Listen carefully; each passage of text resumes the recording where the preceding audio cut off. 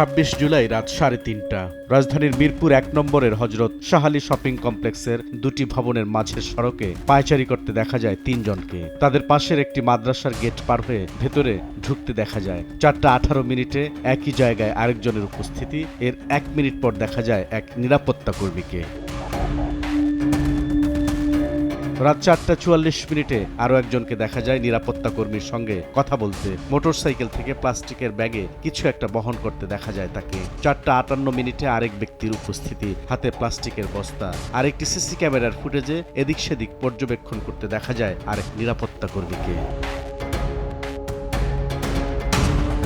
একটি দল যখন ব্যস্ত ছিল মার্কেটের বাইরের অংশে পাহারায়, ঠিক তখন আরেকটি দলকে দূরের একটি সিসি ক্যামেরায় দেখা যায় কিছু জিনিস বস্তায় ভরতে। এখানেও একজন নিরাপত্তা কর্মীর উপস্থিতি।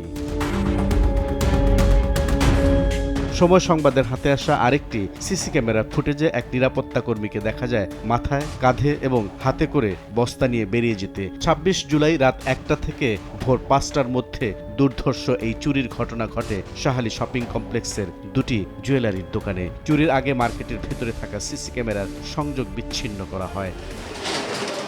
দোকান মালিকদের অভিযোগ, লুট করা হয়েছে 259 ভরি স্বর্ণ এবং নগদ 6,15,000 টাকা। চুরির ঘটনায় জড়িতদের মধ্যে 5 জন ছিল মার্কেটের নিরাপত্তা কর্মী। তারা সবাই এখন আত্মগোপনে। তবে সময় সংবাদের হাতে আসা সিসি ক্যামেরার ফুটেজ বলছে এই ঘটনায় জড়িত অন্তত 12 থেকে 15 জন। মার্কেটে 4টা দোকানে তালা কাটছে, 2টা দোকানে ডাকাত হয়েছে। প্রায় 60 ভরির মতো নিয়ে গেছে। আর নগদ ক্যাশ ছিল 3,15,000 টাকার মতো। আমার দোকানের সমস্ত মালামাল, সিন্ধুকে যা ছিল, বাইরে যা ছিল সব নিয়ে গেছে। বেশিরভাগ জিনিসই ছিল কাস্টমারের। আনুমানিক প্রায় 200 ভরির মতো। গত বছরের ডিসেম্বর থেকে অ্যাভান্ট গার্ড অ্যালায়েন্স লিমিটেড নামের সিকিউরিটি কোম্পানি থেকে 16 জন নিরাপত্তা কর্মী নিয়োগ দেয় শাহ-আলী শপিং কমপ্লেক্স কর্তৃপক্ষ। চুরির ঘটনা তদন্তে বেরিয়ে আসে তাদের অধিকাংশেরই জাতীয় পরিচয়পত্র নকল। নিরাপত্তা কর্মীরা নিজেরাই বলছেন তাদের নেই কোনো প্রশিক্ষণ, অনেকেই জানেন না অফিস কোথায়। আমি 1 তারিখে এখানে জয়েন্ট, এইখানে আমার ডিউটি দিছে, আর কোনো ডিউটি দিই নাই। এখানে আমার ইনচার্জের লগে ডিউটি করছি, তার লগে যোগাযোগ করি মাত্র 20 তারিখে ঢুকছি। অফিস আমিও ভালো করে জানি না, ওই জানে, আমার নাম ঠিকানা জানি না। অফিসে আমার যাওয়াই হয়নি। ট্রেনিং দিয়ে চলো, এই যে সাবধান এই যে জায়গাটাতে চলো। বলছিলাম আমাদের যোগদান করার জন্য, আমি বলছি হয়ে গেছে। তার মানে নিয়োগ ছাড়া, ট্রেনিং ছাড়া আপনাদেরকে এখানে পাঠিয়ে দিচ্ছে? জি।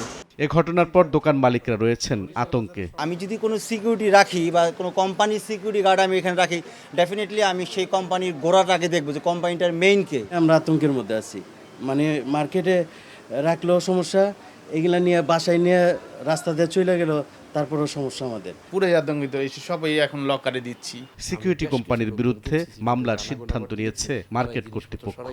পরিচালনা পর্ষদ আগামী রোববার যাদের এই কোম্পানি অ্যাভেন গার্ড, এদের এই কোম্পানির নামে আমরা মানহানি ক্ষতিপূরণ মামলা দায়ের করব এবং প্রতারণা মামলা, আরেকটি প্রতারণা মামলা থানায়ও দায়ের করব।